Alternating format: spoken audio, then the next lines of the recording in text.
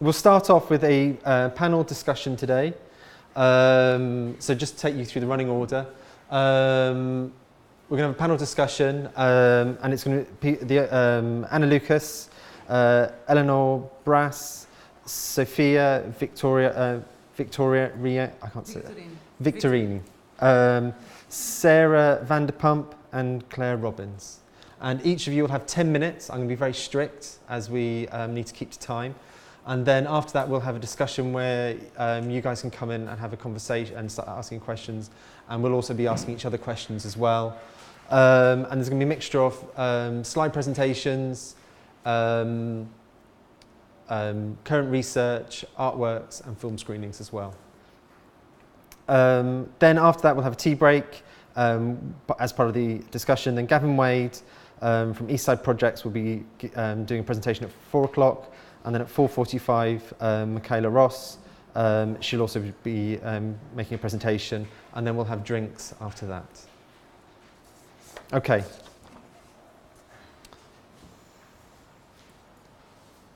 Let's see. And so you've received these biographies already. So here's the information that they'll be talking about.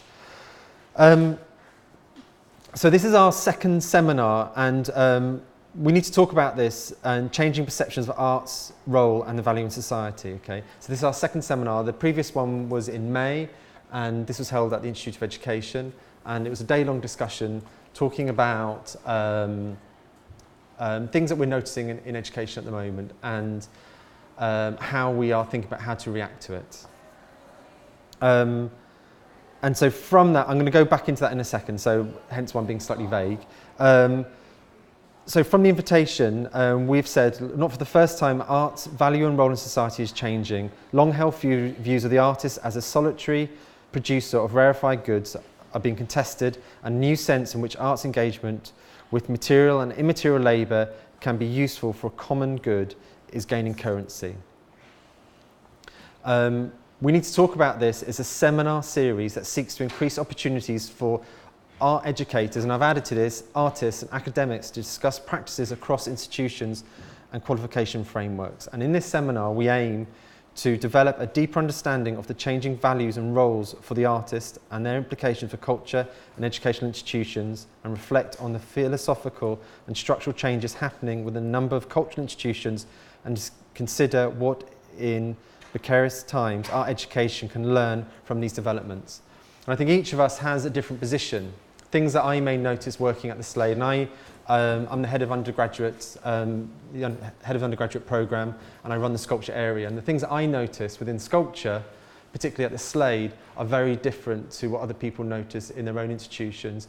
And from running teachers' evenings, other events, what other levels of education are noticing as well, and so what can we do about that?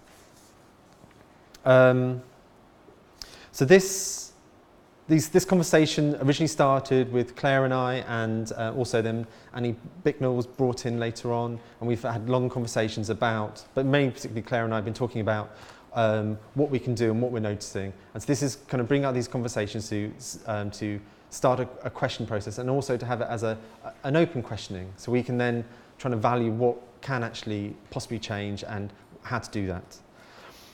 Curriculum has shifted. And I mean art curriculum has shifted, and I fear that art education in schools will become more analytical, representational within painting and drawing, and in making, and exams preference outcome over experience and experimentation. Schools' education and their examination processes are not considering what university needs, what artists need, and what can be done in public galleries. And I'm sure that those writing the frameworks are not looking to emerging trends in contemporary art, be that socially engaged practices, digital, coding, blockchain, activism, robotics, and we can go through, many, many more different things. So I'm very much taking this from my position, okay, so I don't think I'm speaking here for everyone as well, okay. There are still hierarchies within art school that perpetuate the myth of the artist and the creative act in terms of beauty, originality, genius, or a captured moment. The object rather than the thing. The artifact that then becomes the commodity. This is further accelerated by art markets, fame, success, and the search for the new, or my particular bugbear, the pursuit for the emerging artist. And then we can't forget student debt as well. So this is another sort of underlying thing which I think is kind of making things stick where they are. Every art school, university, and I'm including all this in this, including galleries, have their own learning methodologies, and I'm sure that each of us rates ourselves the highest in what we do.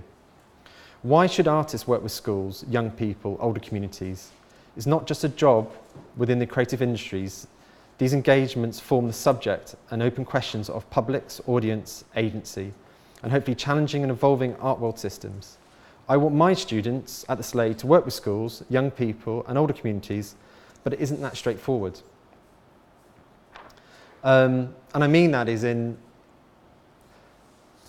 as much as you try to create these sort of situations, I feel some of my students are numb to these sort of pursuits outside of themselves and sometimes with the wider community. And I think that comes through overexposure to news and information, and also then, so from thinking about that, it's like how do we filter what they're looking at and teach them how to filter information and filter knowledge.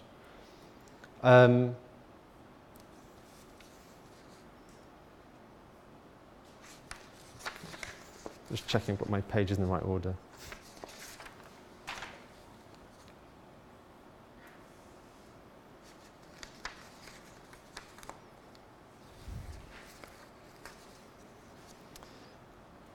I was particularly interested this week I received, as we do in our social media, a press release, and it's from Simon Morrissey, and or from within Plymouth. And last seminar we invited, I've forgotten his name, from Plymouth, Tim Bolton, who started an art school in Plymouth, which is very much focused around arts-led teaching. And it's very holistic, and we had a long, he really explains what he was doing, and it's very interesting. But then start thinking about other things were going on, so I've kind of, as social media does, once you start looking into Plymouth, it kind of picks up that you're interested in Plymouth. And then I received this today, and I particularly was, so this is about a new exhibition program that's coming up, and they're commissioning 5 artists. And what I found really quite exciting about it was that the context of it. So, We Are the People, Are the Work is the title. And the premise is they're going to be, through structures that involve ordinary people living in Plymouth, in generating the ideas and artworks in the exhibition alongside the artists. And I suppose it's positioning the public alongside the artists, but then it comes back down to notions of agency and authorship and who's involved in it. I'm going to leave that slightly open. I don't want to, because I think other people might pick up on some of these things.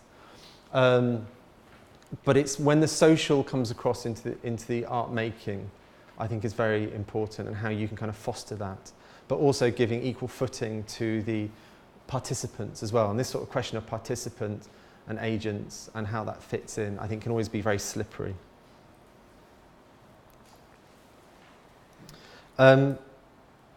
So for this session, art is in a very precarious position. We've all experienced sustained cuts to arts education, and I've noticed I see some people who attended I organised a teachers' evening very recently, and some people here are in the room now.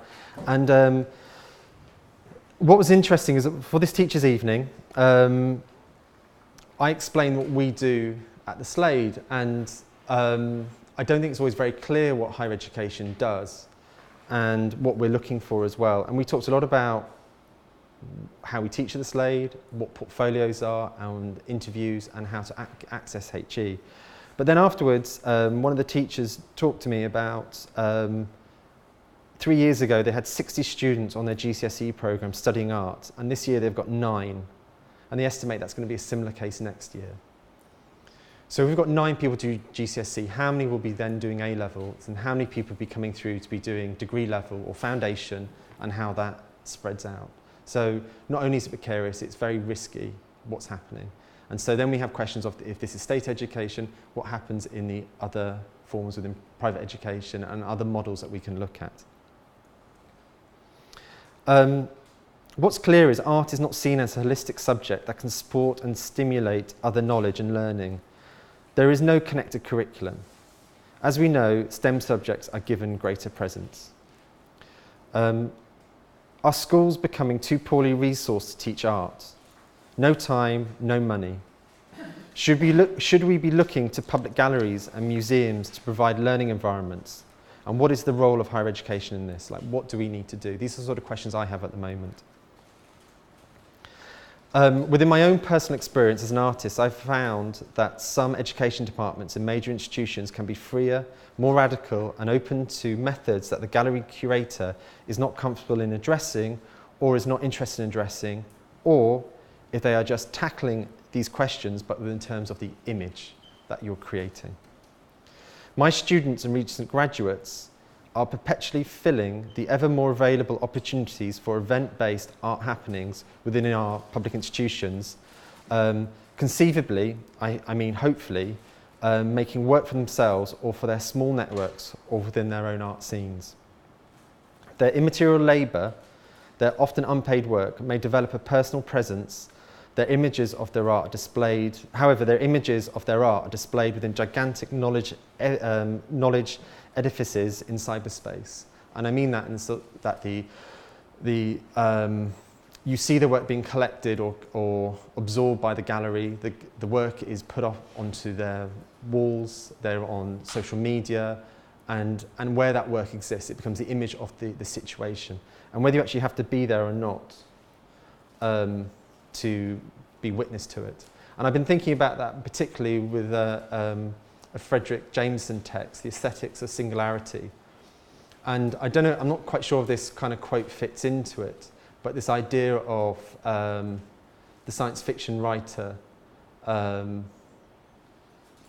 reviewing imaginary books from the future, and they're neither existing or nor ever will. And the idea of that event that you might have missed or not been part of.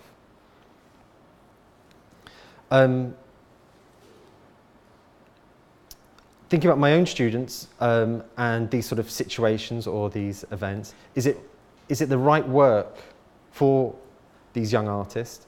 And are the young artists working in the right departments? Do they need to be working more within education and outreach? Is that the more appropriate place? So I ask us, how can we work together and work together better? We all seem to want similar things, but we don't really know what to ask for. So I want to hand over now to Anna, if that's okay. And then I'll pass that, yeah, if that's okay. I'll do it. To get to the desktop, don't I? Do you want to clip it?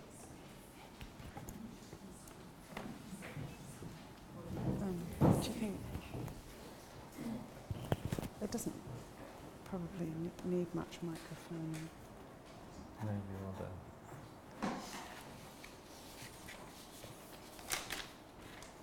Is that okay?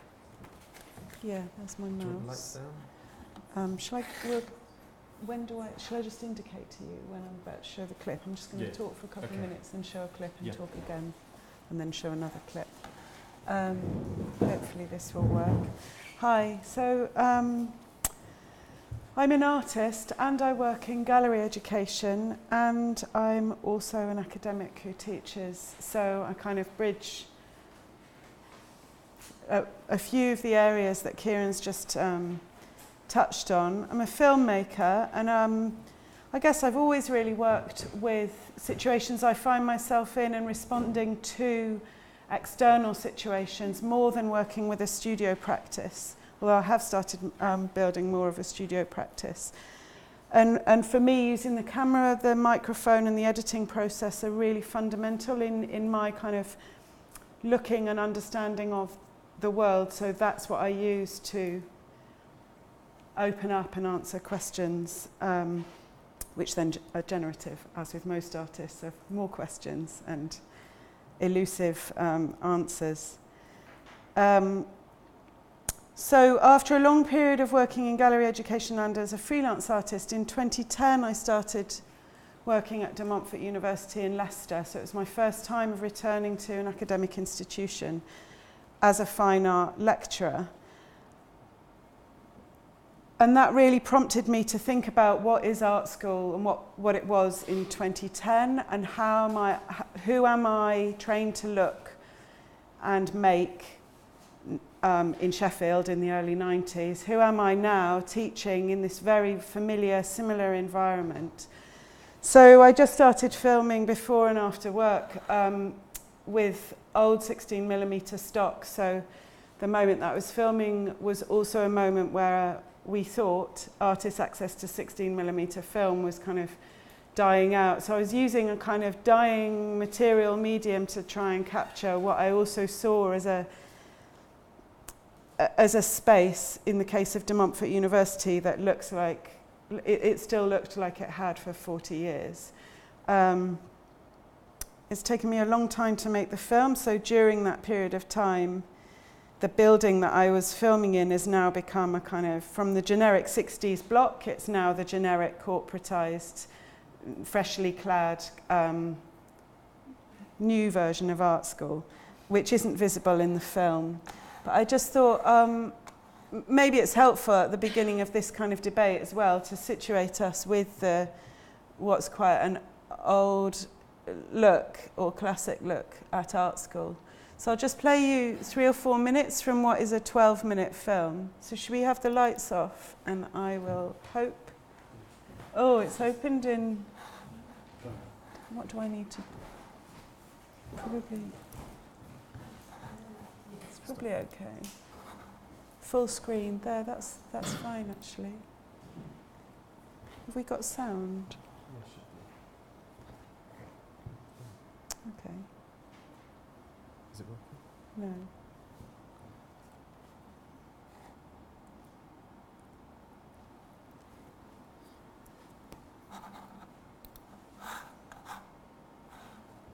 Should have done this. I did do sound text. Oh, QuickTime I can open in. Sorry. There we are.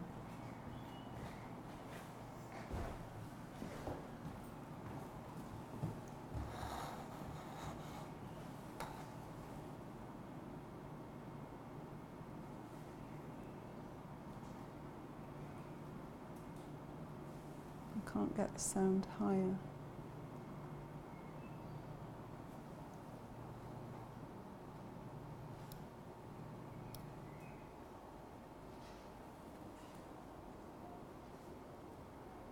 Sorry, it's really quiet.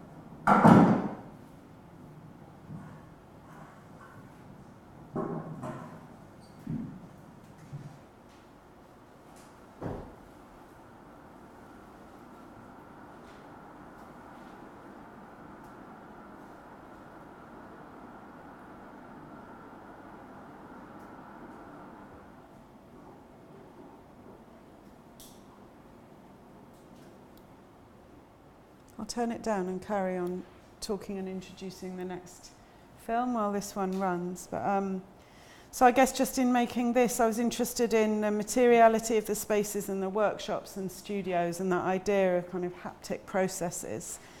And then looking at those in relation to the much newer modes of making that Kieren touched on around digital technologies and social engagement and practices that aren't as representative from these spaces.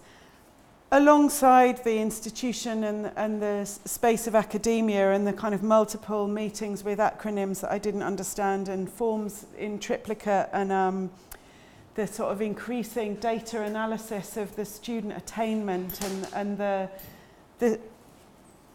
along with that, an idea of pace and what is happening with time, where sort of speed and slowness are existing in art school, but perhaps, to me, round the wrong way maybe, where a student experience and expectation, particularly now since they're paying so much, is for a kind of fast, effective, immediate result.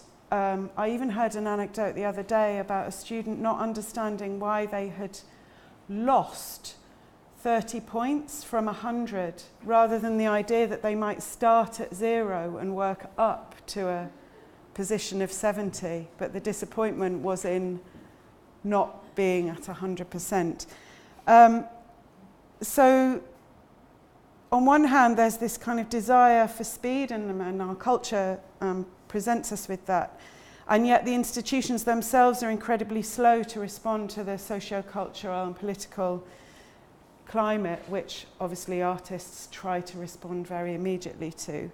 But also that the act of making, from my experience, by necessity involves the need for a kind of slow time to look and to make, along with an urgent response to what's going on in the world. And that seems to be in conflict within the institution. 1 minute.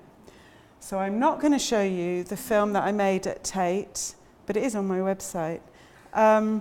So what I will say then, rather than showing that, is just that the way in which I've experienced gallery education is that whilst the museums and institutions are also quite slow to respond within gallery education, and particularly Tate Learning and the Schools and Teachers programme is where I've had most extensive recent experience, there's this really dynamic and immediate ability to respond to what's happening in the arts and to respond to the institution, to subvert and question practice and processes, and for a sharing of those to be really present and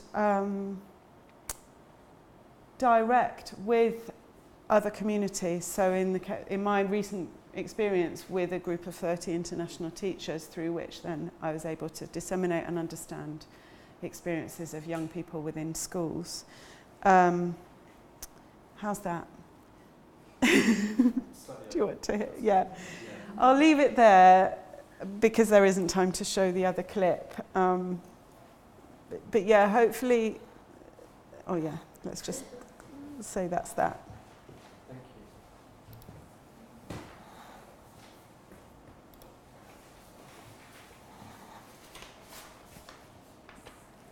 So, Elinor, are we feeling cold in here? Do I need to put the air on up a bit more? Is it?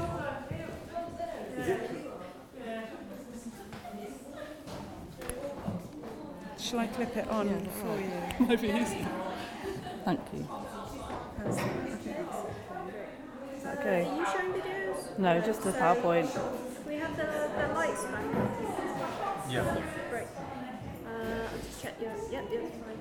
Is that what I do to make it full page?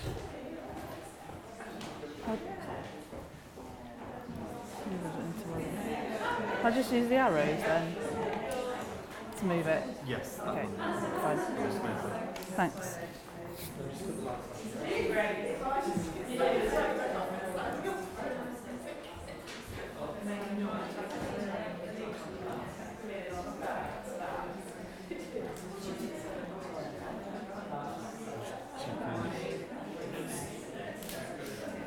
So the fans are down and it's not moving around so much.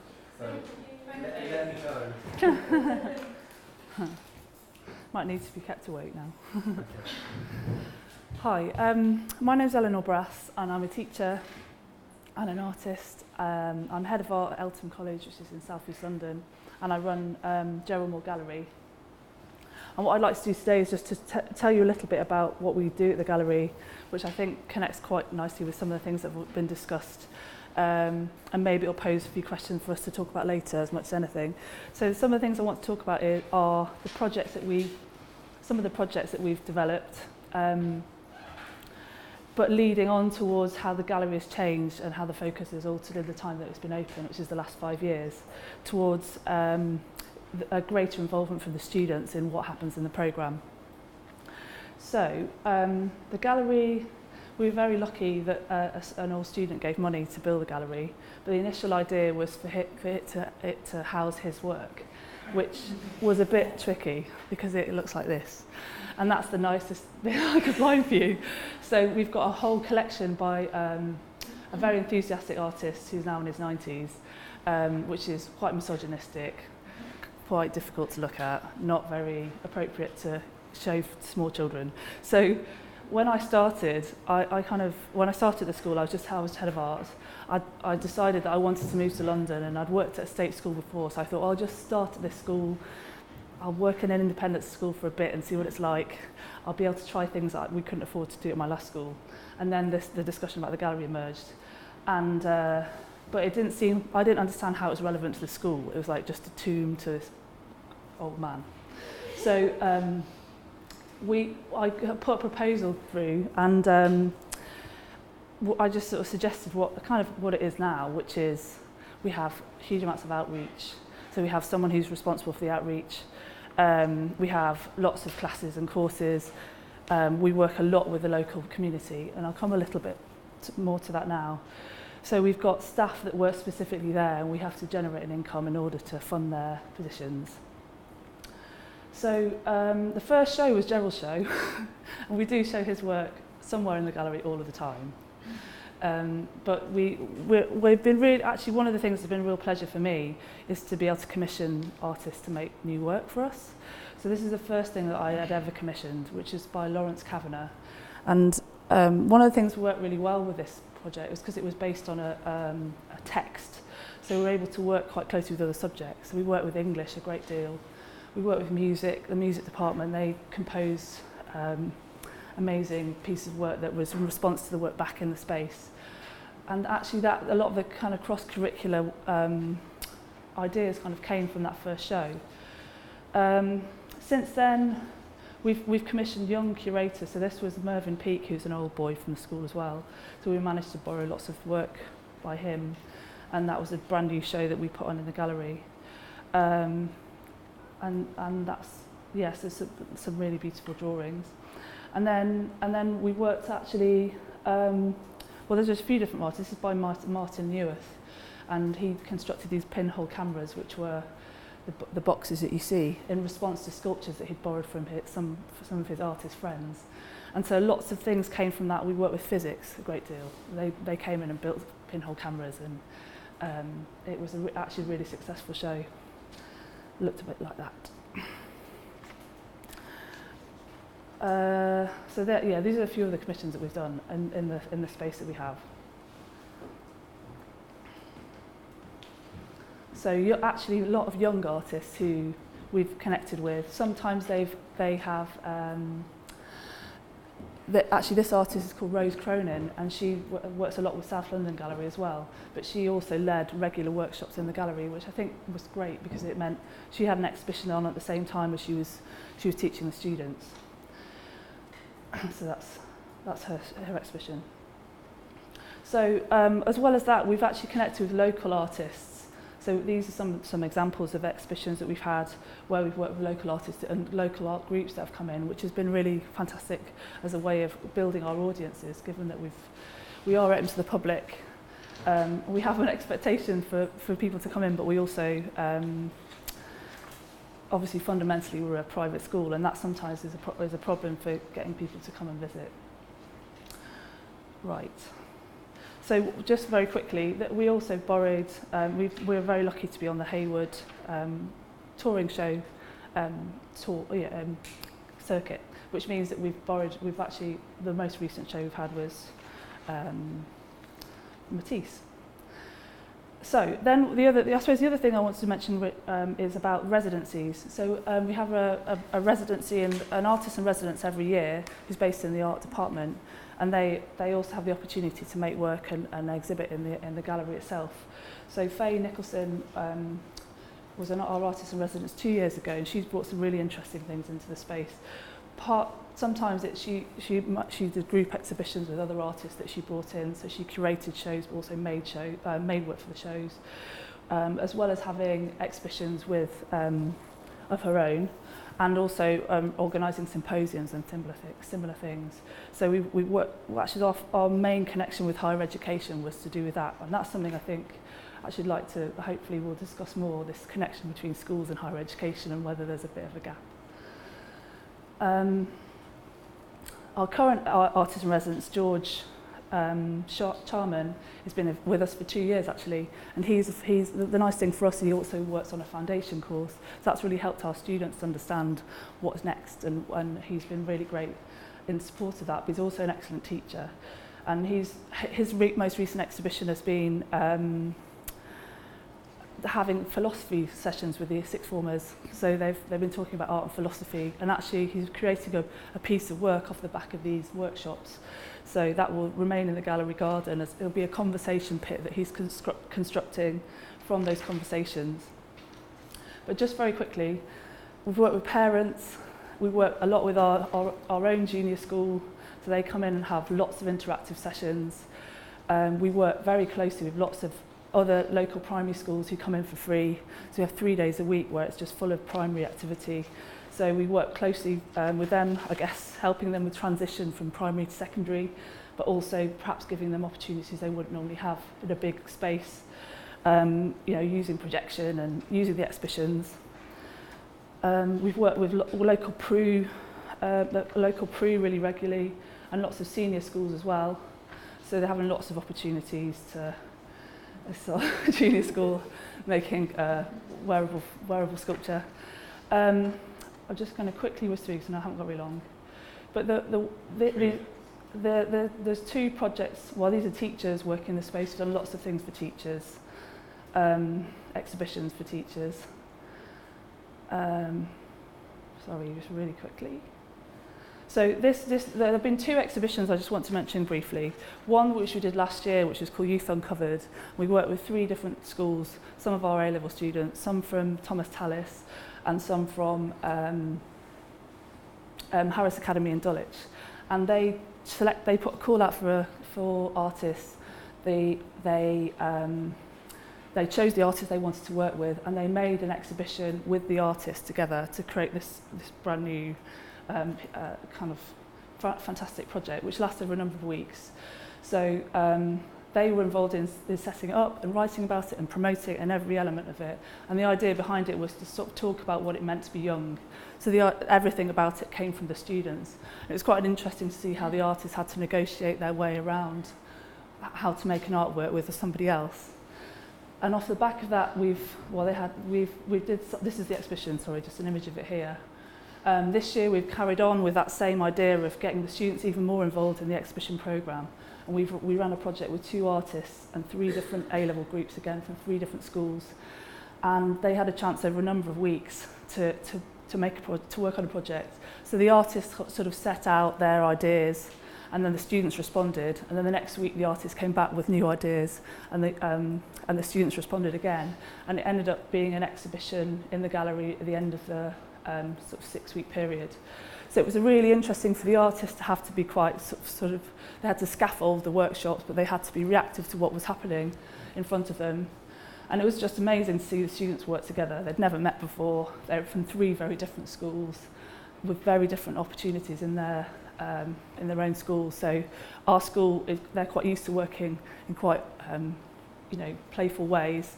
Another school similar to us has lots of opportunities, maybe not so many facilities, but just fantastic input. Whereas the other school, perhaps I think they got a slightly different. I think it was a bit more intimidating probably because it was a big white space that they were allowed to play in. So these are just some of the things that happened along the way. And then at the end, the students devised a tour, and on the opening of the exhibition, they showed the visitors around and explained what happened through that process. So that's where we've got at the moment. And actually, this is off the back of it. It's just some of our A-level exhibition, which happens once a year, which, having had all of that time to meet artists and to make work and to exhibit, they then get a chance to organise their own exhibition. Thank you. Sorry, that was a bit rapid, a bit quick.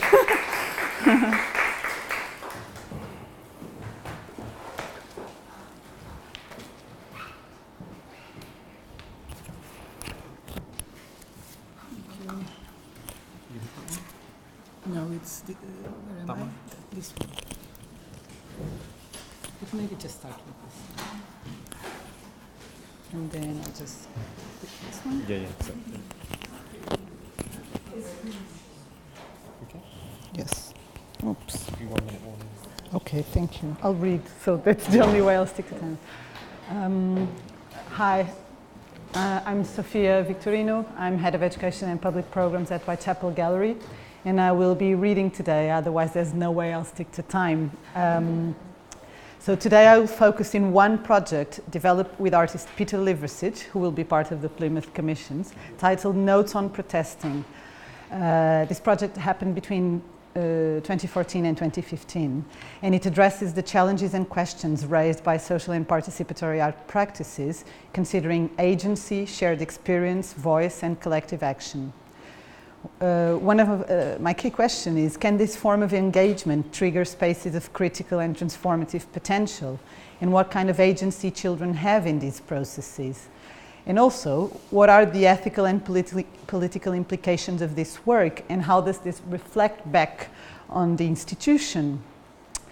In light of recent events around the world, from Greece to Turkey, from Brazil to the US and the UK, with debates on the growing inequality and the fear of immigration and the rise of extremism, it never seemed so urgent to discuss the meaning of democracy, freedom of speech and protest. So that was partly one of the reasons why I also want to bring back this project, and also because it is a project that started at the Whitechapel and will be restaged in Sweden in 2018.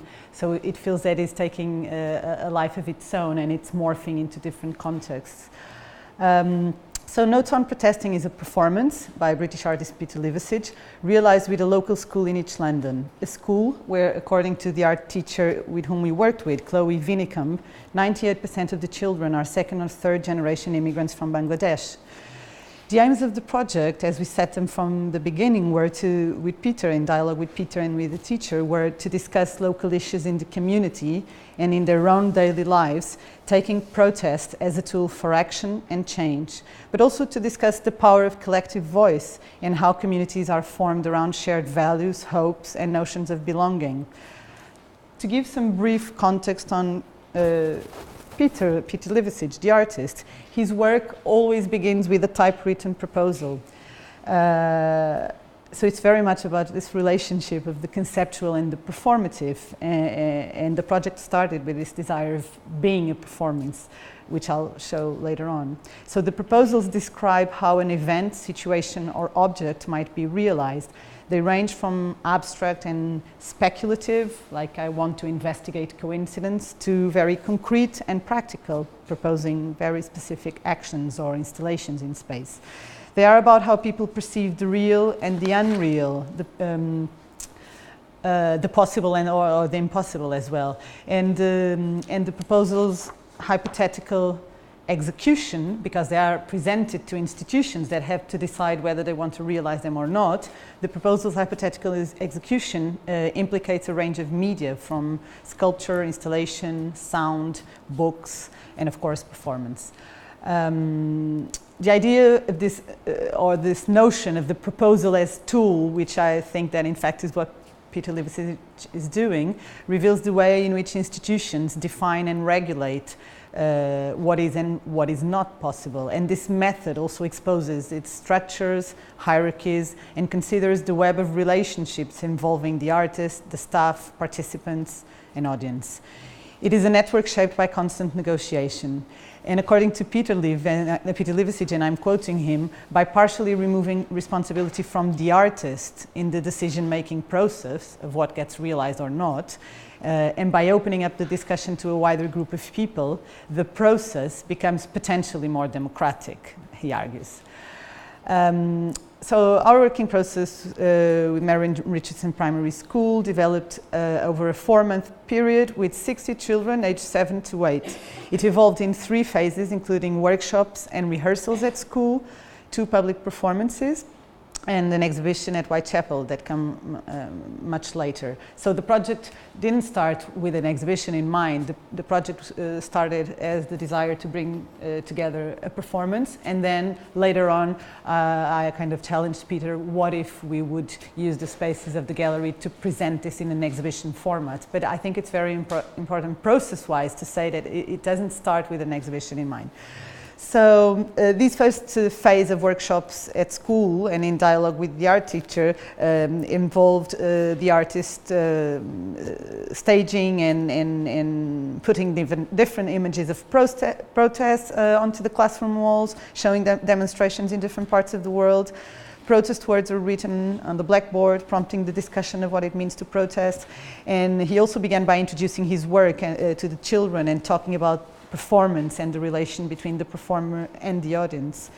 And as a way of starting the debate, Liversidge proposed to discuss rules and what that meant. And discussing rules was a way of thinking about how one can change things, how one can want to change the rules and what's to be done in order for that to happen. And this was also to encourage children to have a voice as a group.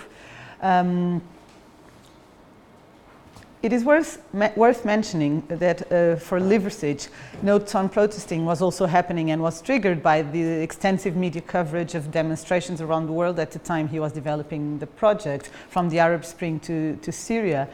And one of his key questions that we debated was in what way the proliferation of these images affected the children's perception of protest, of conflict, or of social justice.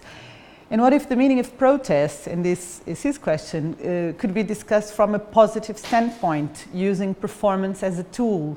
So these were some of the questions we were addressing along the way. As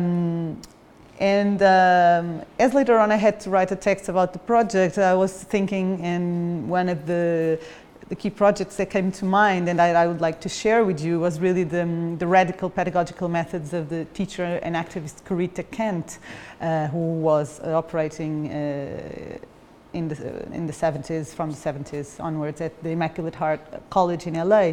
And she had a profound influence in art and social practice, and you might know, especially in the work of members of Group Material, who developed the radical approach to art, activism, and exhibition making. So this was on the back of my mind, thinking of it as an interesting reference, also in terms of the formal shape that what Corita Kent was doing with her students in LA at that time, what it takes in terms of banners and ideas of protest, and how then Group Material translates that into exhibition making as well. But returning to Liversidge, why a performance? And how to mediate and represent the voices of the children in this process. Of course, the link between protest and music, and his interest in the cross-pollination of music and performance has involved the development of the work. There are other pieces that he has done previously and following this piece that relate to the same interest. He had done a piece in Reykjavik by the harbor with fishermen and using fishermen songs. And later on, he told me that this project, in its modest scale, was very much what prompted his desire to propose to Tate Modern the choral piece, The Bridge, that he performed on the opening days.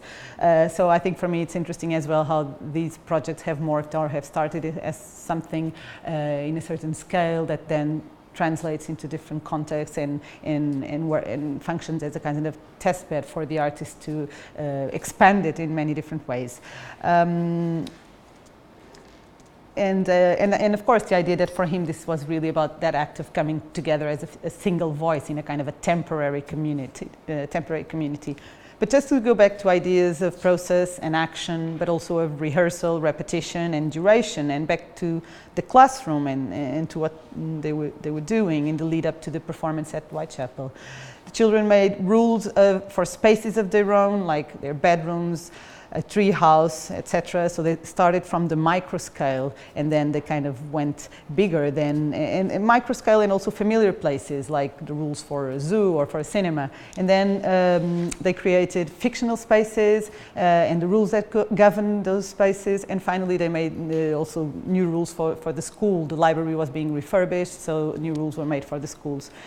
In subsequent sessions, there was a discussion on the rules that govern cities, countries, and international organizations such as the United Nations.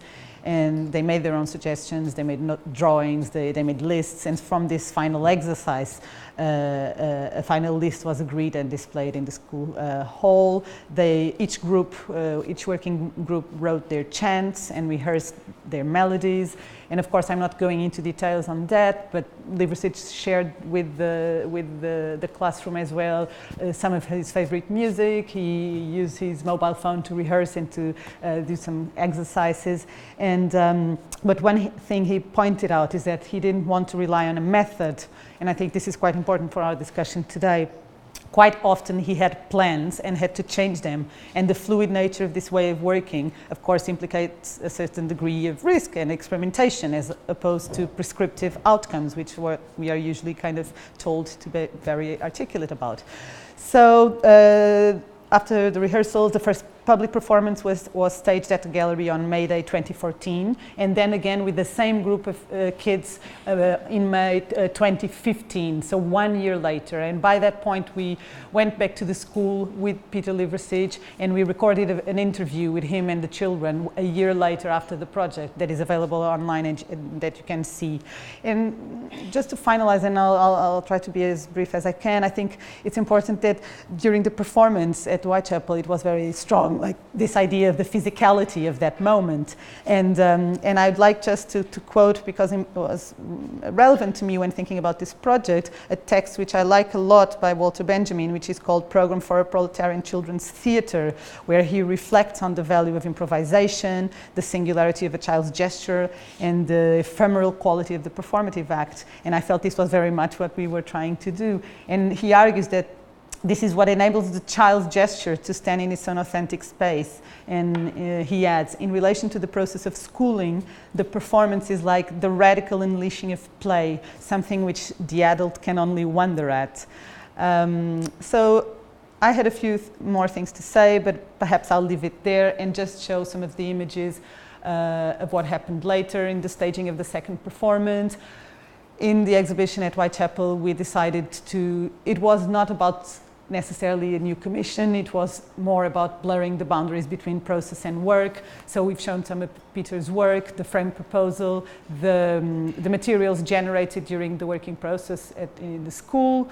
We've shown the performances as they had happened before alongside the proposal. We showed the book with the lyrics that they made together that was exhibited as well with the title Notes on Protesting.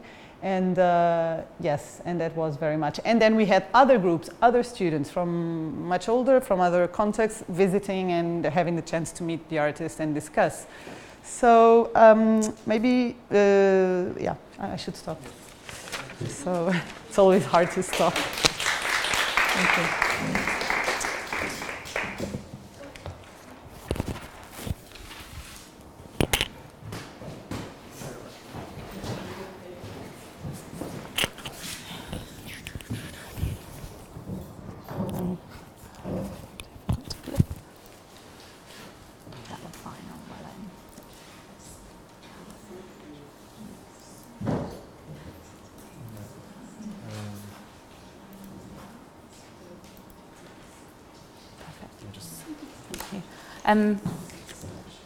I've brought props in the form of this. Look, I photographed it and I've brought it with me. Just in case I didn't want to lose it. There's loads of the classic thing of being one of the last people is I think I've crossed out a lot of my notes because we've covered loads of the points, but It's very, very true what everyone said about the way things are going. And this is great, because this is going to help you with that, because this is the Bible. This is how you can do art. It goes through the schemes. This is AQA, Port AQA, I'm picking on them. They're probably the best of a bad bunch. They're one of the biggest, I think they are the biggest exam board. And this is a grid that helps you understand how to make art. So if you're worried about the future of art or what your students are doing, it's all here for you.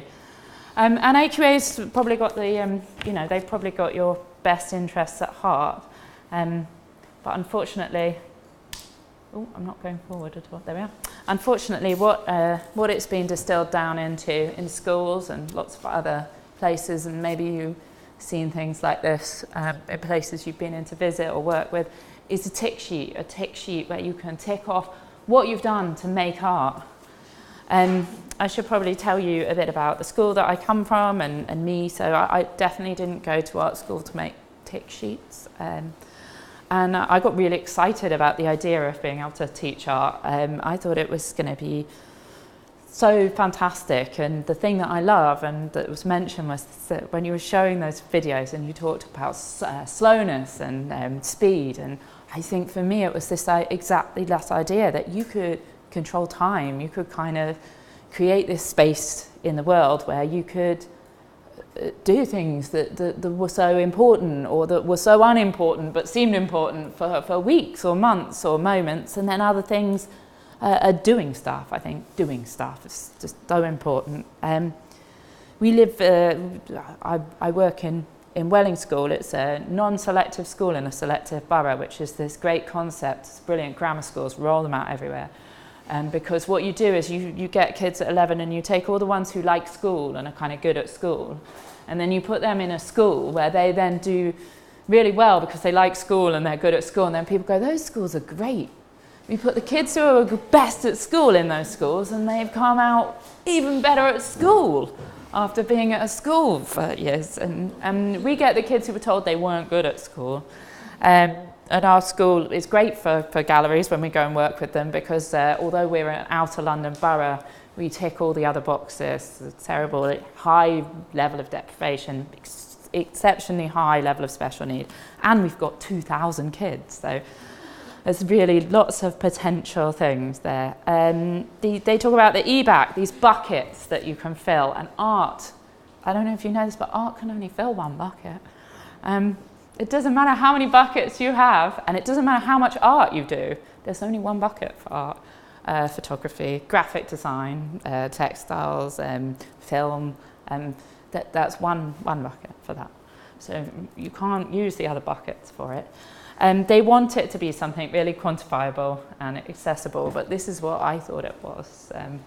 This is what I went to art school for. This is from a book I was looking at the other day, but it's called Punk in Print, which is a fantastic book, and this is from a fanzine in the 70s called Sideburn, but it's about how to start a band, and I thought this was how art worked. Yeah, there's a chord, there's another chord, there's third chord. I was in a terrible band at art school, and most of what we did was sing country and western music with tambourines.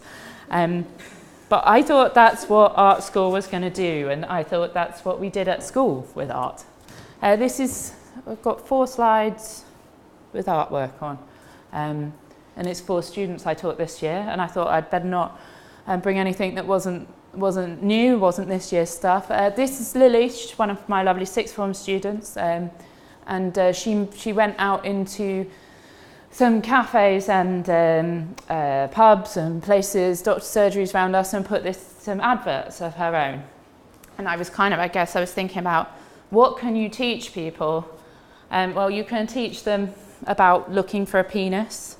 So she was out looking to see if anyone had a penis that they would sell her, so that she could be a man, because she felt like that was how she was going to get listened to. But can it be something that's functional? Does it need to be functional in a community? Or can it just be something that exists in this lovely, slow, fast, magic space that is, the community is the people, right? we don't need to think about engaging the community in our school because our school is the community. I'm posing that as a question rather than saying that as a statement. This is Amy, another one of my students, who is very meticulous. She loves the lists, but she's been folding tin foil for, well, she's still folding tin foil every day, and then she draws how she folded the tin foil, and then she draws out what the tin foil folds look like, and then she unfolds the tin foil, and she keeps it all in a ring binder because that was how she's trained to teach things. And my slide says organisation, physicality, fearlessness, rigour, daily practice, obsessiveness. Are they important things to learn about? I think they probably are important things to learn about. It's Leonie.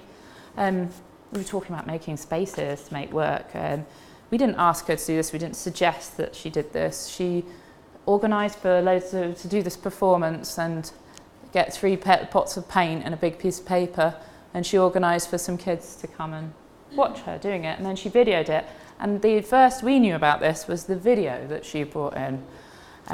So she set it up, she did the lighting, she did the space, she did everything. But I think this idea of being brave enough and organised enough to do that is transferable in every possible way. This is, how long have I got? I'm going to try and be short. 3.5.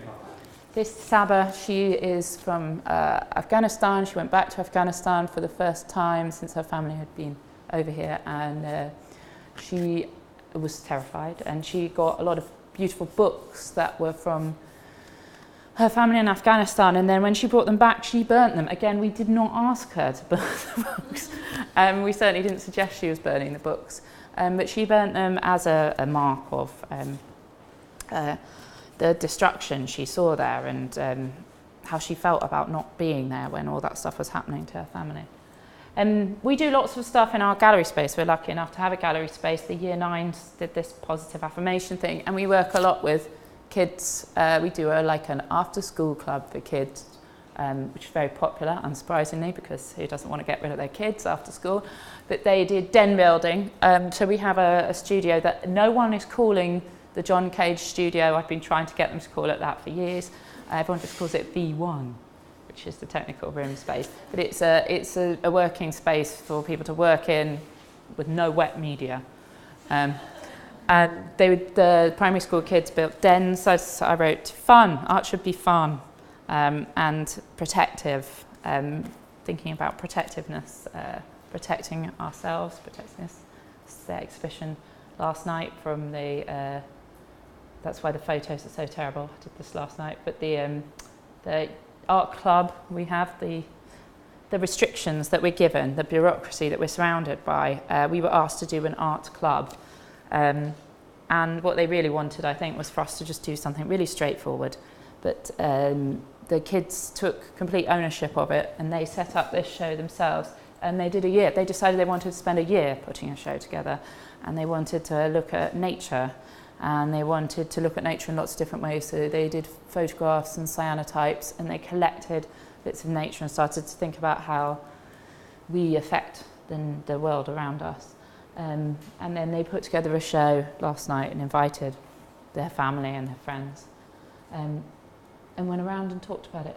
We do it in lessons, we do lots of different things. Sometimes you get given really bad things. We got given these PSHE and citizenship lessons. So we turn it into a subject called Polyglot, that we looked at games and Augustus Boal and structures and hierarchy. We did debating with them, and we looked at science and art.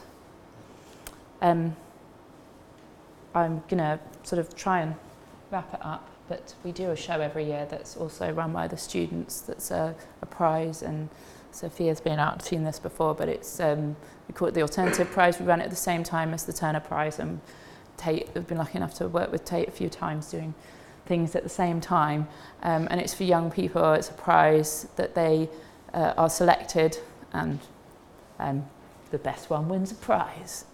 That's how prizes work. But they curate it themselves and they put it up.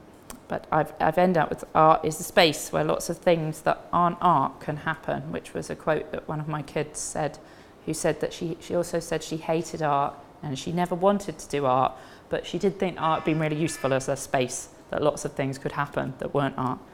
And that bureaucracy never created anything.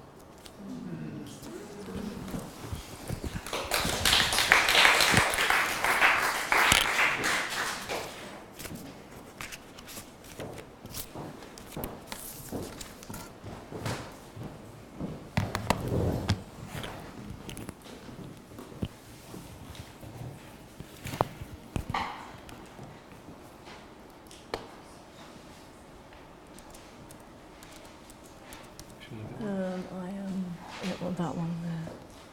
So I'm going to move it to.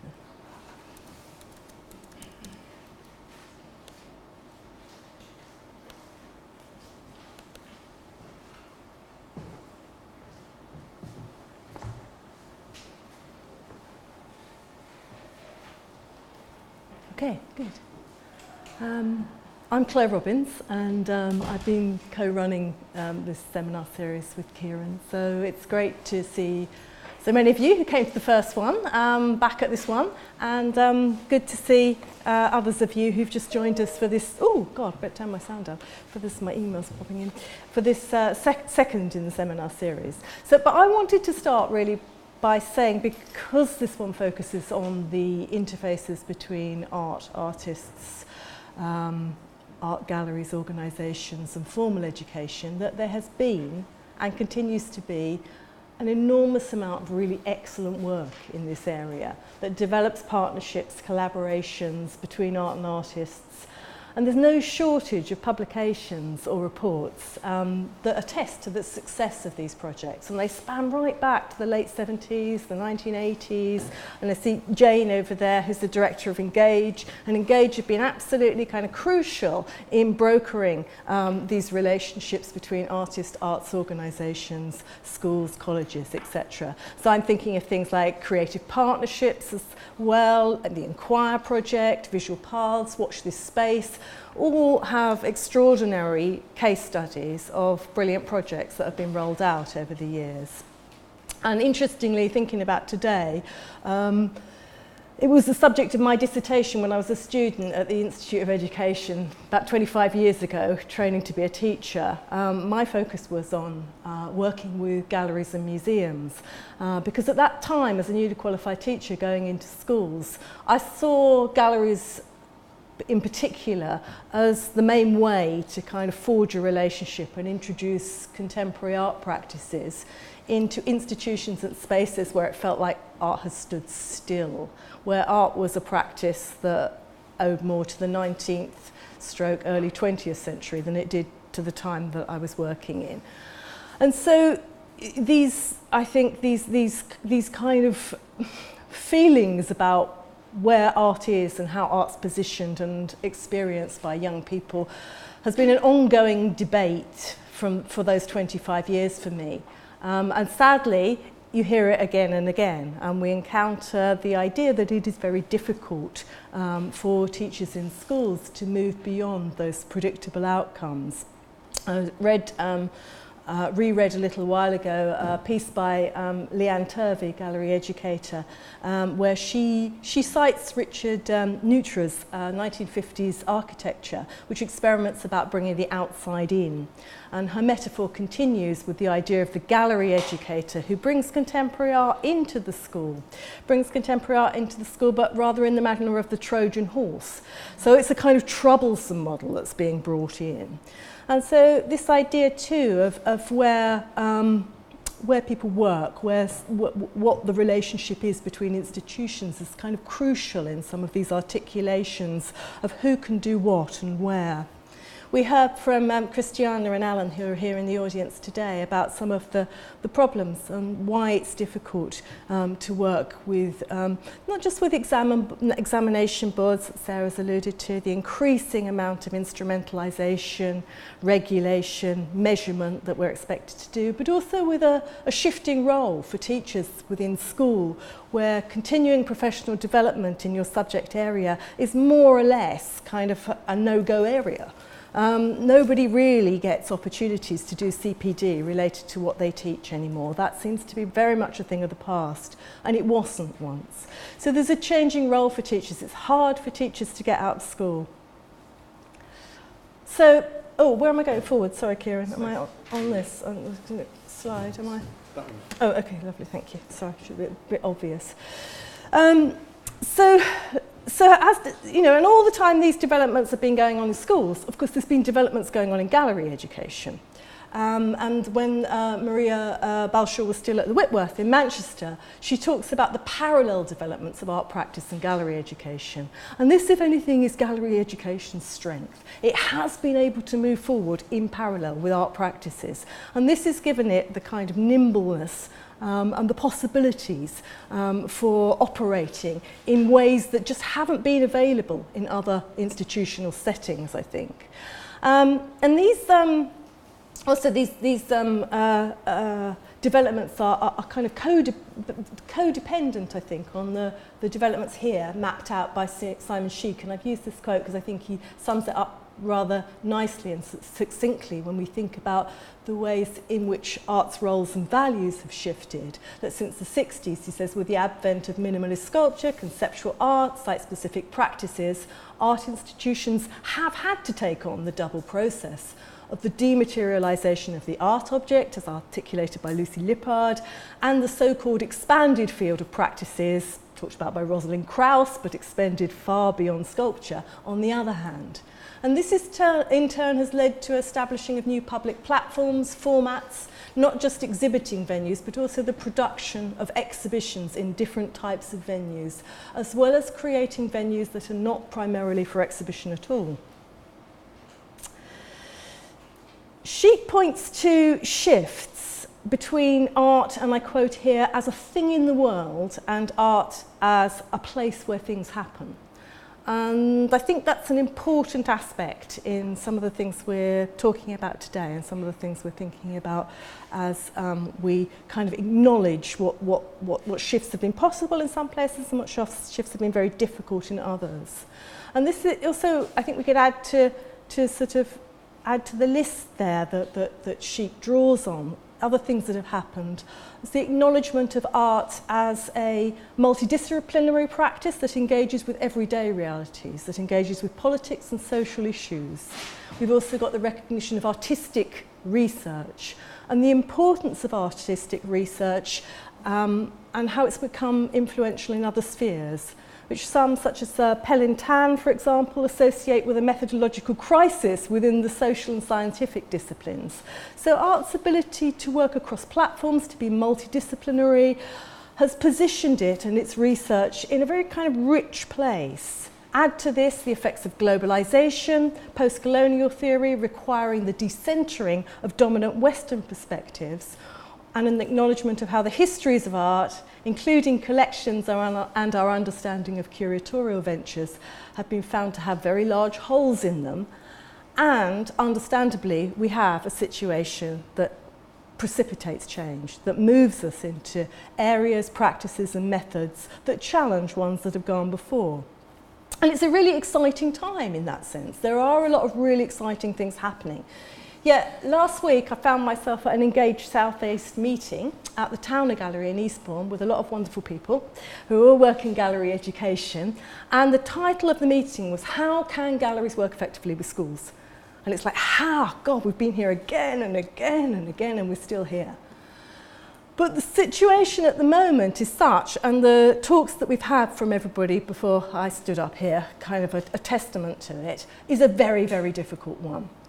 And whilst one sector has been enjoying a perhaps kind of unrivaled expansion and a really kind of feel-good set of possibilities, the other sector has been enjoying a climate which is far less favourable. And if anybody's read the NSAD report from 2015-16, it's a survey report of art and design teachers.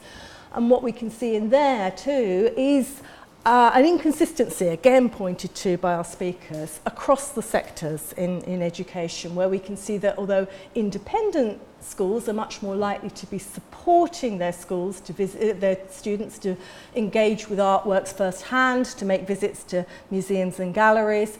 In the state sector, particularly the new academies, the free schools, I mean, we have to exclude some free schools from that, obviously, but as a generalisation, that it's much tighter, it's much more difficult to get students out of school. And this report's talking about exam classes, not Key Stage 3.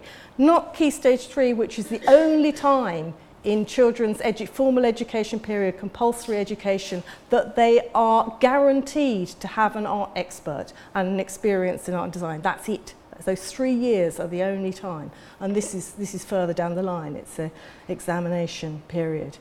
So I think it really is kind of important to say a number of things, really. I mean, one thing is, of course, you know, everybody has been really trying to work hard together. Teacher education, initial teacher education, has done a lot to forge relationships with initial teachers who are training, to make contact with galleries at an early stage and keep up those relationships.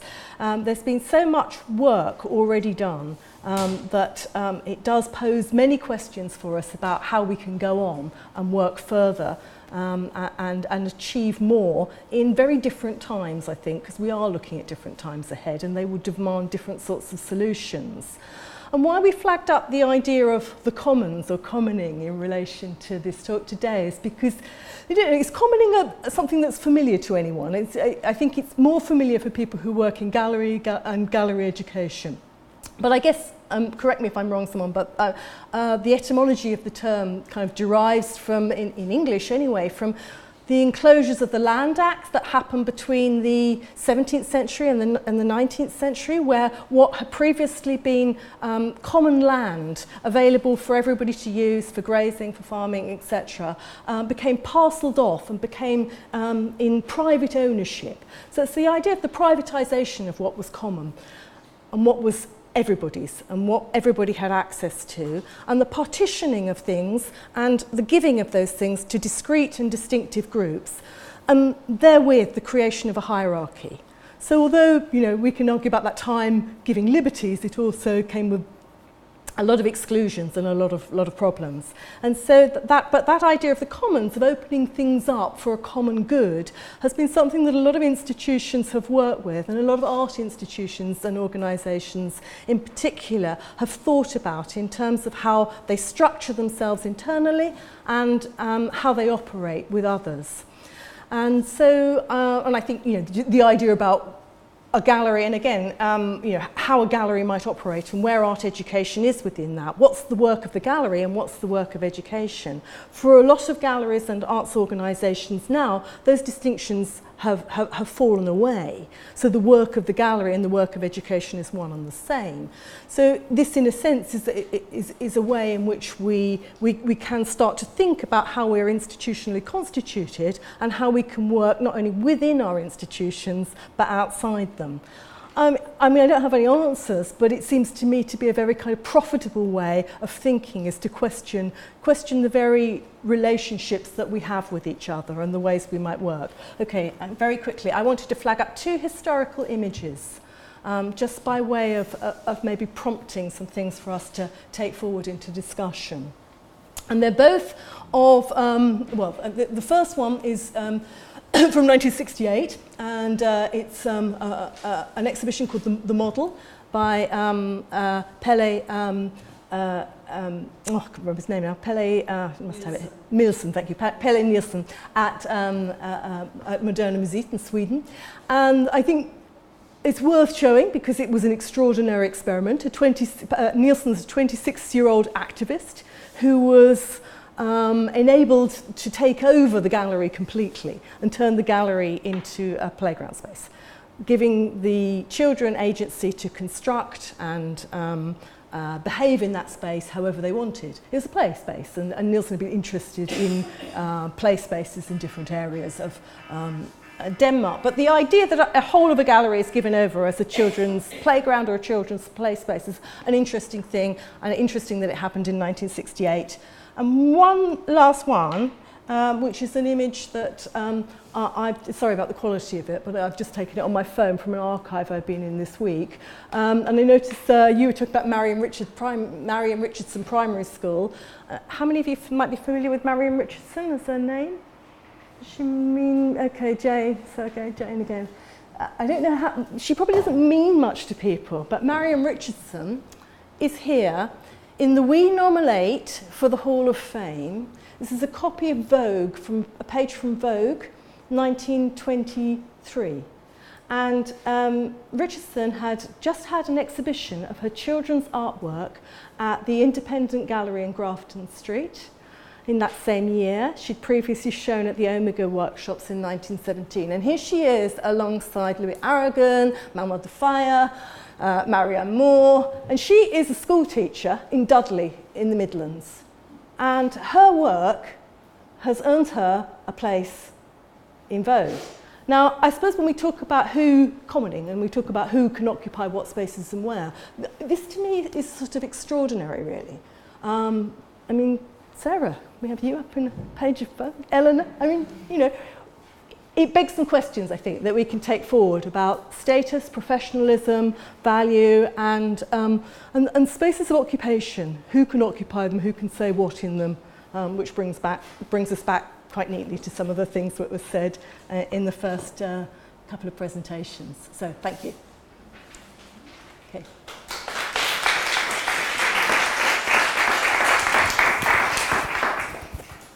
We're going to move into.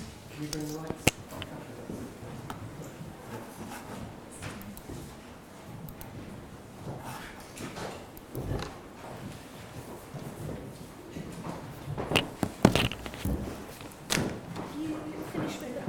Yeah. Yeah, okay. Yeah. I'm going to turn it off then. I'll leave it there, but I'll turn it off.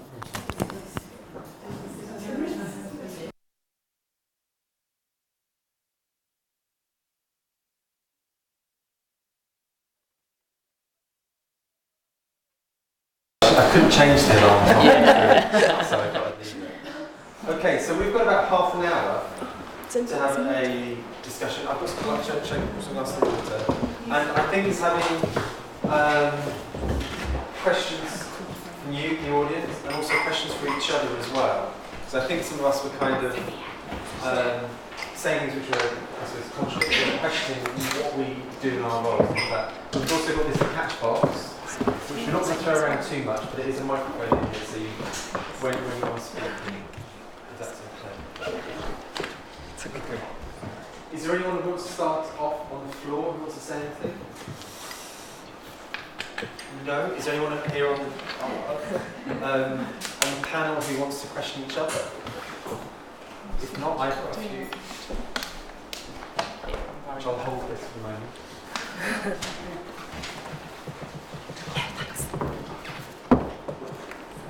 I suppose one thing I was noticing through the conversations was the when we were talking about in terms of agency and authorship and where that was fitting in, particularly the artists working in settings. And I'm quite interested in the two gallery spaces in particular, because this is something which I'll sit down.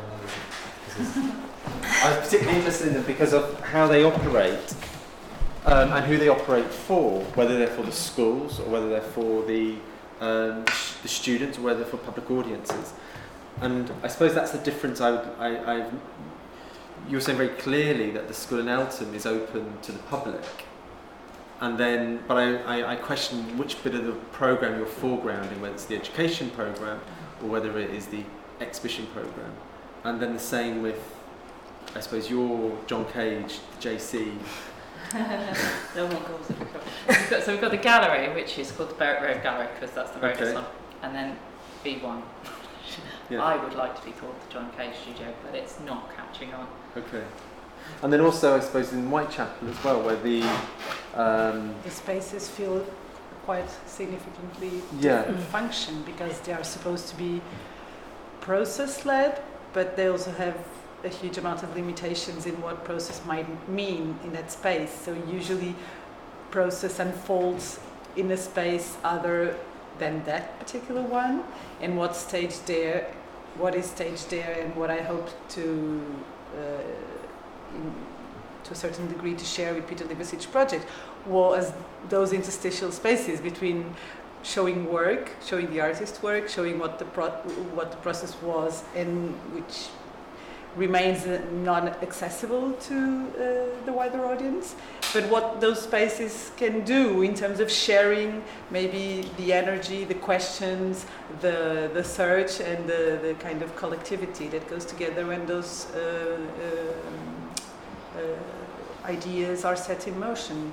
But I think what's quite challenging there, it's a place that cannot be messy just because of where it sits in the wider gallery. So usually I tend to explain that it is a space where we stage processes, but where we cannot really be a bit more messy due to the limitations and constraints of where it sits in the gallery. But it's not a studio, is it? It's a place of exhibition. Well, but process and exhibition could be conceived in very kind of blurred terms, and I think part of what we do is also to implode a bit those boundaries. So what I guess I'm saying is that perhaps what you would find there would be very different had we, for example, the possibility of having invigilators in the space, or had we the possibility of spending more financial resources in having people occupying that space when the shows are on in a different way. I'm not sure if this is very abstract for the ones that do not know the space, but I can explain further if it is. Can I? We've got very low ceilings. Yeah. I just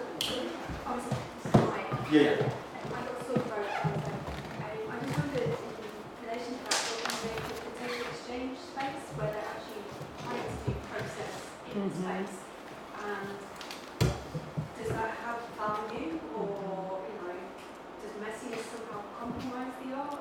No, I think the opposite. I think it's great that spaces can be as multiple as possible. What I guess my question is regarding to those new spaces and to all of those kind of spaces in terms of the institution, it's their sustainability, how sustainable financially it is to keep those spaces with a certain intensity of program, with the ambition that we all have in terms of what we want to be doing there, and the kind of resources that we might be offering the community that is involved. In my question, and I think at Tate, for example, we could see that very well with the tanks in 2013. There was this amazing program, but then how do you sustain that degree of intensity? So I think Anna has worked quite a bit with the Tate Exchange. Yeah, so the thing that I didn't show you was a big project with it was the first occupancy of Tate Exchange last year, and it was for the Tate Summer School programme, which runs every year and is a CPD. So I recognised that it was for 30 extremely privileged and very motivated teachers who were occupying the space with me and Alex Shady, who's another artist, and the invitation Tate made to us was specifically that we both work as artists, as gallery educators, and within higher education, and we were looking at Tate Exchange as a space that kind of collided all those possibilities. But what I would say just anecdotally about occupying that space at that time that was really important, the other thing that was relevant to that project was that we as artists were commissioned not only to facilitate the summer school during 5 days with the 30 teachers, but also to respond through a commissioned new artwork. So within the week, we were both making an artwork, which is the film I was going to show you, in the evenings, and facilitating 30 teachers during the day. So it was, which was quite an interesting model in terms of flipping an experience of delivering a programme, which was also to a public audience, most of the time just through the windows, but there was the possibility for a public audience to come in and engage with some of the activities, and then we were making in the evenings, and shifting between being facilitators and practitioners and then exhibitors simultaneously all week, very, very quickly. It was a really interesting dynamic. what I would say about that experience of a studio and an exhibition space is the closer those things can be brought together and the faster they can turn around, the deeper the position of kind of reflection and understanding what you're producing can be, I think. Although I argue for slowness earlier. But the Taste Exchange, I think also, Claire, you've got some experience, not you personally, but with the IOE, you might have some anecdotal sort of knowledge. Well, our PGCE students have collaborated with the Freelance Foundation to have an exhibition there quite recently, and so it's been an interesting exercise, I think. I mean, I don't know, the jury's out for me about how that's all going to work, and because I was touching on the. Should I go? Go on. Do you want to take the? Yeah. I was going to touch on when I was talking about the immaterial labour is of lots of young artists, and I think particularly poking at Tate Exchange and maybe organisations like the ICA, when you have an awful lot of programming happening, but young people and young artists and students aren't being paid for work, and being an artist is a job. In some way, we are kind of, and so they're fitting in with these roles. And I know some of the other artists, and we talked about this briefly on the phone, some artists are being paid as the facilitators, and then young people, bodies are coming in to fill that programming, that void. And in some ways, like these large, I worry some of these large projects undermine the sector as well, like because it's people doing stuff for free. And then it's like, how do we then question that as well? So I've got questions of balance within that. Yeah. Can I just come back in to pick up on something we talked about in the last seminar series, really? It's about the idea of large organisations co-opting people. Large organisations wanting to use groups of people for particular ends. And particularly, I mean, Simon Sheik, who I've quoted, writes really well about the kind of fine balance between organisational kind of agency and getting kind of co-opted completely into a kind of neoliberalist agenda. So the fine line, for example, between inclusion agendas in museums and galleries and a kind of neoliberal tick the boxes, get them through, get more money, get more people, it's very, very fine. And so it's quite hard, I think, in some of these instances to uncouple or to see where you are in these situations. And we talked about schooling and culture, which I know is a project that a few of you were involved in, and how schooling and culture has resisted getting co-opted into the glossy. Of course, those PGCE students were absolutely thrilled to be at the Tate. We've got an exhibition at the Tate, we've got an exhibition at the Tate, it's the most wonderful, wonderful thing in the world. But what's going to be sustainable for them from that is my worry more than anything else. Whereas something that they did that was quieter, slower, that was theirs, that addressed their real needs, that brought them together and gave them a sense of collective agency that had a longevity that might not have been glossy, it might not have been on social media, they might not have had I've had a shirt at the Tate on their CVs, but in terms of its long-term effects, I wonder if it might have been more fulfilling. And there's some dilemmas there for me about the institutional co-option of young people and the institutional co-option of teachers sometimes too. Sorry, Jen. Just to follow on from what you've just been saying about Tate Exchange, but it kind of links with a lot of the points that you all made in those amazing presentations. So Engage did two things as part of our association with Tate Exchange.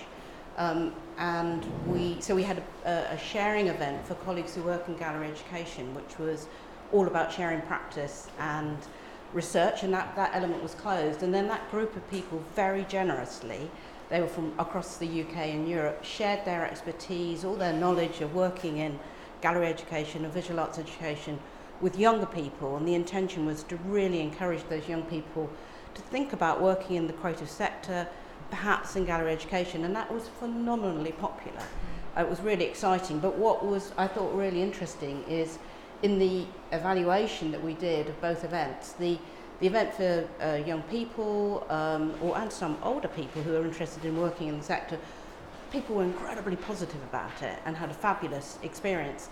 But our colleagues who took part in the peer learning event at Tate were very, very questioning and raised a lot of the issues that you just raised about agency, about, as you were saying, Sophia, about external colleagues in a way programming elements of a very large institution, and which I think is interesting and problematic.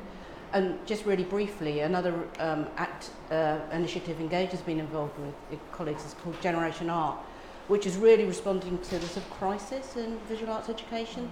So with teachers being really worried about young people being able to study art, and parents and teachers and governors even really valuing art as a subject. So we work with some galleries who are all in areas of what the Arts Council call low cultural engagement. And we toured an open submission show of young artists' work. So it was shown at Turner Contemporary, a venue on the Isle of Wight, and 2 venues in Leicester. And what was really interesting is young people, as artists and in lots of other roles, were very active in the programming. But the show was incredibly popular with audiences, which I thought was really illuminating. That was the most useful thing I learned. But again, that isn't a process which is necessarily sustainable. I'm now in the process of actually trying to secure some more resource to do that again. But it's a different example of trying to really, really support young artists and really trying to support teachers in what are really tricky times, actually. Yeah, going back to what you mentioned at the beginning, but how we, in terms of how we all these sort of mixed agenda, if you like, is that fundamentally I want the students to be at the centre of what's happening in the gallery, and also work with young artists as much as possible. But we also have to have there's sort of an expectation that it's open to the public as well. So it's kind of programming a series of exhibitions and projects that complement all of those needs, but also to fit in with the sort of stresses and strains that students are under in a school year. So we were talking about earlier, we've just gone to this linear A-level, which I hope will allow us to use the gallery more, because at the moment we're doing an AS in a year and an A-level in a year, which means there's no space to do anything other than to sort of drive them through the coursework as fast as you can. So I'm hopeful that will be an improvement in what we're able to offer, and give them more opportunities to play and to try and to meet artists and see what's possible. Question of the kind. I was just going to say something about, I recently went to MIMA, Middlesbrough, and I'm sure people know about that as, they call themselves a useful art, or whatever. They sort of really changed their agenda, and I've been going there a lot over the years because I have a friend that's connected with them. But I did have a moment there the other day that really moved me, and I was on a sort of the first floor. It was a Thursday, at which point they opened their entire ground floor up, and people from all over the community, it's really high level of deprivation in that region, can come in and pay whatever they can afford, literally, so it could be nothing, for food. So you've got this phenomenal community of people who's absolutely heaving, and then there was a Stephen Willett show, and he was actually there filming. And then you had a sort of a really interesting new project on the refugee, and anyway, it's a really, really interesting research-based project. And then you've got this sort of independent restaurant. And upstairs, we kind of bumped into the educator, and they were running this amazing session for dementia, people with dementia. And it really hit me that, of course, a lot of our agendas are always talking about very young people, and we talk about education and mainstream. And to be in a spot where there was Stephen Willits, there was poor people, homeless people, you had the kind of, the cafe, which being run by someone very, very local, so it's very sustainable and incredible cross-section of people. And I realised how in London you're still in a bit of an echo chamber, aren't we, when we go into those spaces. And that was, I don't know why I'm mentioning it, for me that's really had an impact on me actually this year. Just being able to see all those things. And then they did a rehang in coordination with the community of the permanent collection, which is wonderfully hung across 3 rooms. They've got a permanent collection. So for me as a model, that becomes such an exciting dynamic, that their education service is doing things. But just to see old people, that sounds really crass, but we do often, so used to seeing young children in galleries, or like we say, people involved in arts education. But that was a real joy for me to see them, and the energy that was going on in that room, and these people coming into the community. Just really a point about that kind of cross-sectional triangulation, or the institute maybe needing to make a decision right from the top. Yeah, it's really interesting. Kind of harking back to that Engage South East meeting, where people were asking about how do we work more effectively with schools, because that was the focus of it. But there was the idea, why can't we get them in? So why can't we get so a lot of them saying we can't get schools in, we can't get teachers out. We even offer them a glass of wine and they still won't come. But this idea of how do you get people in? And what is it that you're offering? And how are you offering to share your resources? So one of the things that I posed into the group that we're discussing is, would you invite people in that weren't working with the collection, or that weren't working with specifically with exhibits? What would it be like to invite people in for other reasons? I know that's what you do. I think you invite people in to just invite people in to let them stage their own things. Exactly. And I think for us the experience that has been quite successful. Yeah. If you open up the space, not just to say come and see what we have here for you, but to do it the other way around. Come here and stage what you might have to share to other people. And so for us this has been a quite successful method, and we are doing that with, for example, a teacher that is running sessions drawing on the methodology of the philosophy for children focus, and using that as a tool to approach exhibitions and as a form of inquiry. So I guess it's about the shifting of the balance. It's not come to me, it's about like come here, it might be useful, and maybe use our resources to stage what you've been up to. And I think for me this has been the most successful way of thinking about it. You know, I think what you've described is the kind of real shift that's happening there. But, I mean, that might not be right for everybody, and that might not work everywhere, but certainly there's a sense in which opening up to other kind of uses, or to thinking about what, defining what a public space actually is, who can use it, who can access it, and how, has started to get really important, crucial. And when it comes to teachers, I think there's a lot of intimidation when it comes to galleries. So I think one of the things we've been doing is going out to the schools first and actually talking to them about what they're doing, and then gradually bringing them into the gallery, rather than, because it's sometimes too much of a step and actually feels like a hassle. But when you've got a very busy schedule, and that's sort of reaching out first and then bringing them back in has worked really well for us. So where are you then with having the gallery within the school? That's not, which I know you both have, but it's a different sort of premise to it. Yeah, I'm quite interested, and it kept coming up in fact what everyone said. How do we give people agency? What are the political implications of that involvement? How does it reflect on the institution? What's the hierarchy involved in it? What's the space within a gallery? How you can respond to things? And you talked a lot, Kieren, about agency. I wrote on my thing, public versus artists, and then I put, who are artists? And you were talking about the wall in the Tate Exchange, and that it's a wall between us doing the thing and them. Are we facilitators? Are we the public? And art kind of happening to people, but being an artist being a job, but also, so are those students they're learning? So does that make them not artists? It's really difficult, or are we still learning? And I think for me it's very difficult to think about using spaces, and we keep running out of words. All of us have used lots of different words. We've said students, we've said artists, we've said young artists, we've said we've said educators, student teachers. They're all kind of roles that are interchangeable, and I like your hand gesture actually, flipping backwards, forwards, but and how I was thinking about how the art school space worked, and the Slade space, and how this becomes an exhibition space several times a year, and then it's this kind of studio space the rest of the time. And I don't know, in our school the gallery space is is very much a fluid space, but that idea of having a space is amazing, isn't it? And I guess that comes back to that slow, fast. It's providing a space for talking about all those things, or thinking about all those things, or playing those different roles. I'm going to be an artist today, I'm going to be an educator today, I'm going to be a little bit of both, I'm going to facilitate something, I'm going to be a student, I don't know. It gives them a taste, though, the students, of what is possible, doesn't it? Outside of their assessment. Yeah, but that idea of, are we the community? We talk about the community engagement, but I am the community.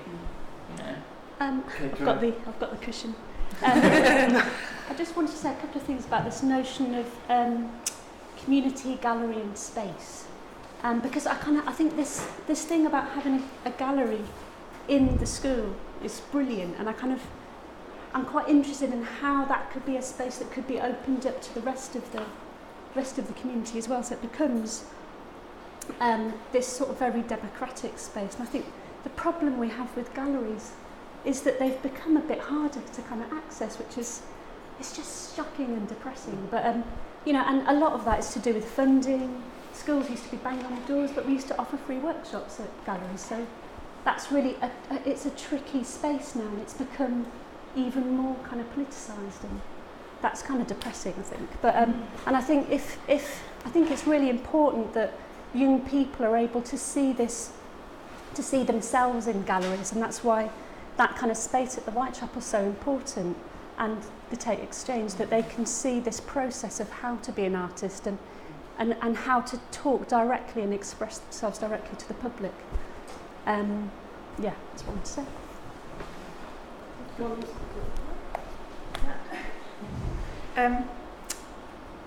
I've just been listening with real interest to all of this. I work in a primary school, teaching art, and I'm actually about to finish because it's just become untenable, really. And I'm really worried about what's happening in primary with art, because there's been sort of historically, I was kind of like a resident artist, and I've now become this sort of PPA cover teacher, which is what art teachers are becoming across the board in primary. And I think what my thinking is, kind of responding to everything you've been talking about, is if an art is just getting squeezed, I'm leaving my school, and there's a TA who's lovely, but she's been left to teach art next term. And some of the parents are up in arms about this, but they just don't want to pay to get another art teacher in. And my thinking is, whomever mentioned, about 9 students taking up GCSE from 60, my thinking is, if this goes right down to, you know, year R upwards, and even beyond, but year R, I've been teaching sort of year R to year 6, art is just getting squeezed out. It really is. It's actually at a crisis point in primary. So if the kids are not doing it in primary, they're certainly not going to want to be doing it more in secondary. Or maybe they are, if they've got a good home, you know, good families who really encourage it. But if they don't, then, you know, and I've become more and more like an activist in my school. I'm kind of, you know, I mean, because I have to be, you know. But yeah, sorry, I just felt really strongly, because I think it just goes right from the sort of bottom up. And I think, you know, looking at your art school film, and I'm sitting there thinking, oh yeah, that's, you know, feeling really nostalgic for that past that just isn't there. And just, sorry, going on from what you were saying about the Tate, I've tried for 5 years to get my kids at school to the Tate. My school wasn't the Tate, it was my school, and now I have a head teacher who's risk assessment crazy. We can't do anything. I set up a gallery space, and she stopped all the parents from even coming into there. So how do you get past that? So I took my phone and videoed myself around the Tate and took it and showed it to the kids at school to give them some kind of feeling of being in a gallery. So anyway, sorry, I don't know, rambling now, but I feel quite strongly. Can I respond to that? Yeah, sure. We've been facing really similar pressures. Probably everyone here is in a lot of ways facing similar pressures, but I think the thing that keeps me going, or that I think is really important, is, I'm not going to get political, but I think this politically too, is that perhaps in opposition is where we define ourselves. So the fact that we have been shut down and shut out of schools has made people feel very strongly, possibly more strongly about art. And it's not just art teachers, it's parents who are saying this to me. They come and they go, why the fuck have we got no photography course running next year? And you say, well, the school said no one wants photography, and they're like, well, my kid put down for a photography course and 10 other kids put down, and you're like, actually, there just isn't funding for it, and they don't want us to do it because it's in this bucket. But I love the fact they're so angry about it, and that wasn't the position. And we did the schooling and culture project, working with schooling and culture, and that kind of thing's never come up before, where people have actually been talking to us, and we were talking with kids, and that was evenings and weekends and other things, talking about that same stuff, because the kids are angry about it as well, and students at art school are really angry about it, and the artists are angry about it, and galleries and museums are angry about it. And isn't it great that maybe that will consolidate everyone into thinking, I value this stuff, I don't know how to do anything with it, I want these things to happen, maybe I need to find out about this stuff, maybe that's why you're sat in a room here when potentially 5 years ago you wouldn't have been doing that. And that to me is what I hope we can do about it, is do all the stuff that we've been stopped doing, but in a very different way. There's 2 questions here. Do you want it there? I just wanted to pick up this idea of value, because I think it was Sarah, you started your presentation with the GCSE AQA assessment grid, and how you sort of combine the values that you clearly hold and that are coming out of this discussion with the values, or how do you tell your students about the values that that assessment grid prescribes, because that's somehow I don't know if it's the elephant in the room, but it kind of goes back to that. Certainly in secondary education, there's a complete sort of difficulty to bridge those 2 worlds together. I think that higher education could play a really useful role in this, because it feels like we're a bit out on a limb in secondary education, because we have this format that is quite strict structure, and then we're obviously wanting to get students to go to art college, and lots of my students want to. So it's a little bit of a conflict at times. I think it's possible to make very exciting work and still use that format, but you've still got the risk of moderation and another interpretation. But I just really think that higher education, if we had a better conversation between secondary and higher education, I think it would be much stronger. Whether that's using a similar assessment formula, or I don't know. I don't think we can do it individually. I think it needs to go to that next level, Department of Education, because it's not connected. We talked about this in the last seminar. It's just not connected. No. And what we need, and this came out of the teachers' evening we had here as well. Yeah. What we need is not what's been provided in secondary, in primary, and what we think we need is what artists need. And so we're feeling it. Slade's very lucky. We have 1,200 applying for 40 places. Like other schools will have different situations. So we're in an absolutely different situation. So we're desperate in terms of recruiting and taking students directly from A-levels who may then need a very different approach to teaching right at the beginning, because and the university's own assessment criteria bring us, in my opinion, we're being asked to kind of dumb down, or we're needing to change very radically how we can teach, and that idea of open space and discovery and experimentation is no longer really appropriate to the kinds of children that may not have had much art teaching through primary, that the lucky few that have managed to sort of have the vision to see something through and arrive at art college are still in quite a different position in my institution than somewhere like this. And we have the same problems, we just have more people we pull from. So it's just, we notice it, like we're seeing it. So it's not like and we have young people coming in who are struggling, who don't know the basic Western art history. Yeah. And you're saying, well, they don't know this. You're going, well, why not? Like, how do you not know who Andy Warhol is? Look, we're going back further, like Greeks, Romans, like where it comes from. And if you're gonna. Oh, hi. Yeah. So as a secondary school teacher at we don't have the luxury of gallery space at all. But what we do try to do is, and we're very fortunate, and students can go out and go into these visit exhibitions quite a lot, and we really encourage that.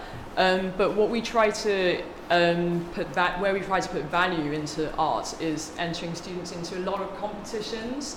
So one example was the Royal Academy A-level summer exhibition. So one of our students was very fortunate to be selected from 2,500 submissions. So when my head of art said, oh wow, we received a certificate for Royal Academy, our student's been chosen. And I said, oh, so where does his work get exhibited? Where's the space for this? And because it also coincides with the Royal Academy Summer Show, which is so popular for visiting, for students. It's a great opportunity to see art. But anyways, the work was sort of, it was a platform for students to exhibit their work online rather than in a physical space. So, but that's how we're sort of trying to enable our school to see that students' work is still being valued, perhaps on a digital platform where we don't have that luxury of the space, but we're trying to promote value with the students and the parents, and something like that goes into our newsletter, it gets promoted online. So I think where it struggles to be a problem with space, we try to promote a lot of the online, so it's visual and people are constantly on the internet and looking at art. I think that's one example of a platform, perhaps, if the space is not there. Because that's one thing I question, is about the experience, or the chance to experiment is more important than the chance to show. Like in here, Slade, we don't show the students' work until they have their degree show. So after 4 years, they do not show. And this show is like jazz hands sort of thing. And yes. Like some of us do not show work as artists within the White Cube gallery space, but the system is set up for a white wall, bourgeois, modernist system. Yeah. And in some ways, it's like if we're questioning it from year one reception going the way through, some of this needs to be unpackaged, and then it goes to MIMO as well, and those sort of MIMO is not lots of other galleries have been doing this. Alice is doing it particularly well, but there is this sort of, there are things where the ways are changing, because it does perpetuate this idea of the elite and the object being seen as the pinnacle of what's the most important, rather than the experience, the experiment, and the doing and living.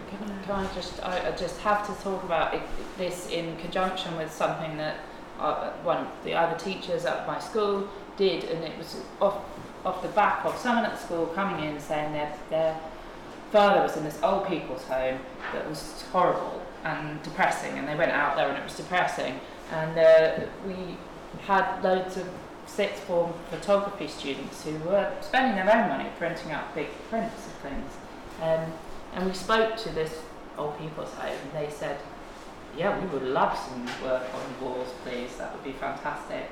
So we sent the kids out, and they had to present to the people in the home what their work was and what they were doing, and then the people picked who they were going to commission to do the work for their living space. And then the people came out again and saw the students' initial work, and some of them were like, I don't like that. But they talked about memories and things that were important to them, and things but the work was never exhibited in the school, it's never been published. It was made for those people to have in their living space, as a kind of collaborative work between those people and the students. But I guess the idea that an exhibition has to be a white space, we're going to white the wall and we're going to do that. It could be an interaction between two people, it could be something down the street, it could be a conversation, and those things, like, we have this white gallery space, which is great for certain things, and then for other things we actually find we need this funny little room, and then for other things you need to go out somewhere else, and for other things it's the cafe down the road that needs to be that space that the student wants to use. But the important thing is though, so you're really thinking about that. You know, that's you're really considering those decisions, and sometimes you do need places to hide away.